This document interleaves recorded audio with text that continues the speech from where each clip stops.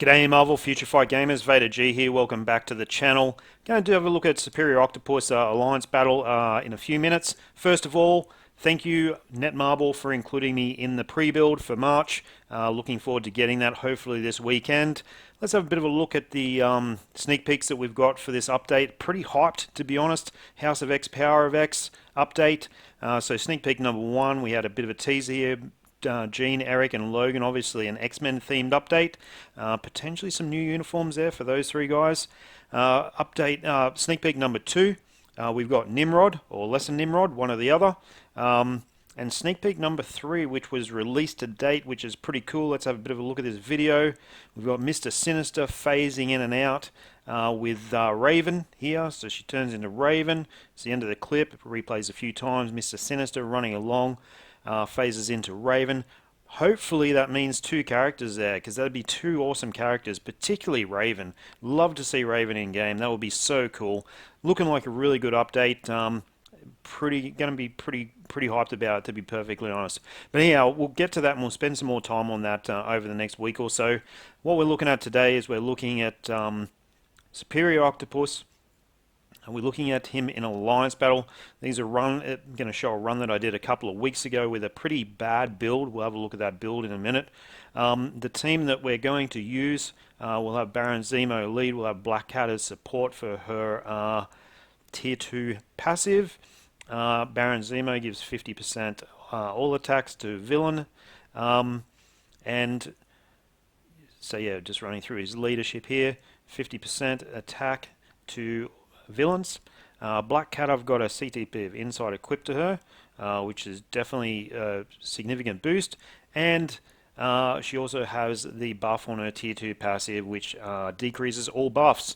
So if she comes in and strikes, which she actually does for Dr. Octopus here and there, then you get some benefit score-wise for this team.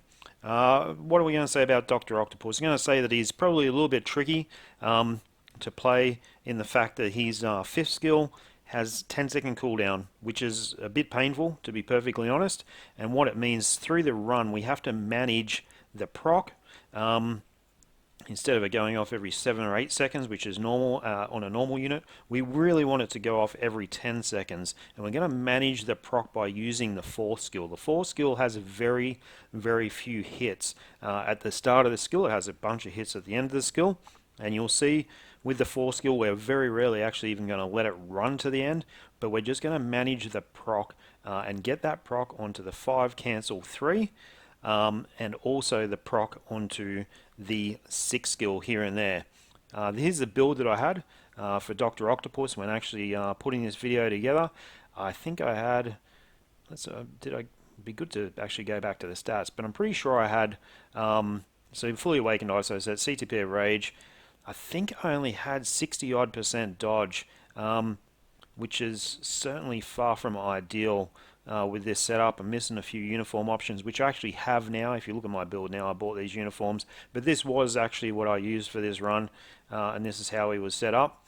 I think I had around about 60% dodge, had some pretty inferior type stats, to be perfectly honest. No Odin's Blessing, so I was really struggling, and definitely not not max crit damage.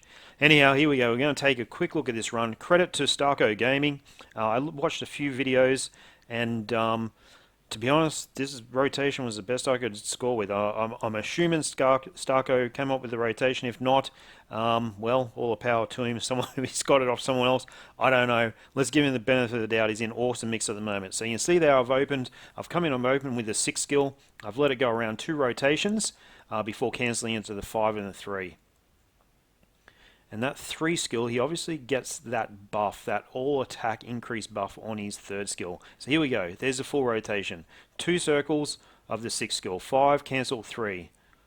Now we're going to go in the 2 skill, cancel into the 1 skill, try and keep the meter up, and then we're using the 4 skill here just to delay the proc. Then we're going to get the proc back on the 5, cancel 3.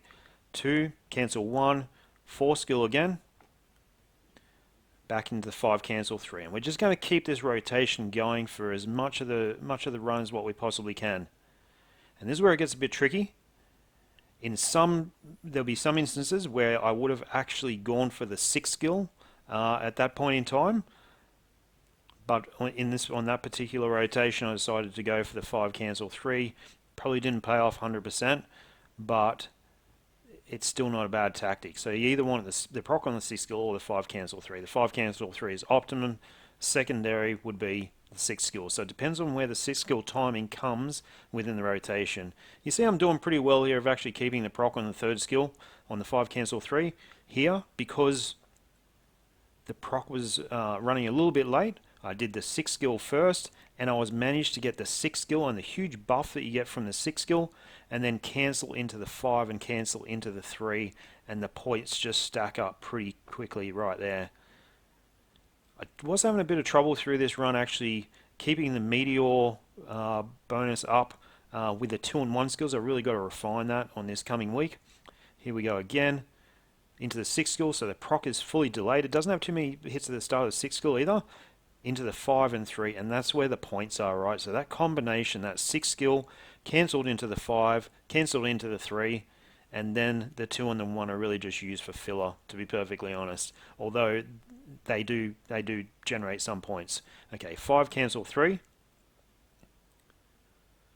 2, 1, use the 4 skill as filler, and what we're going to do is go into the 6 skill here. Now we're going to cancel just as he comes around and nearly completes his 2nd rotation. And there we go, guys. That's a rotation for Doc Ock. That's the best one that I could come up with. This is not a bad run.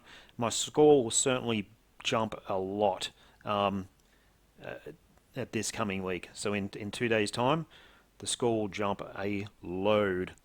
Well, I'm pretty hyped about the update, guys. So hopefully this Alliance Battle run and the real quick verbal description has given you a bit of an idea of what you should be doing with your Dr. Octopus. I'll see if I can isolate those stats here on screen so you can actually have a look at that build.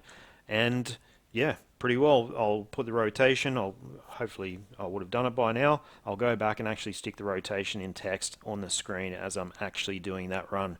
Alright guys, thanks for watching the vid. Appreciate it. Have a good week. And yeah, really looking forward to this update. Thanks guys. Bye.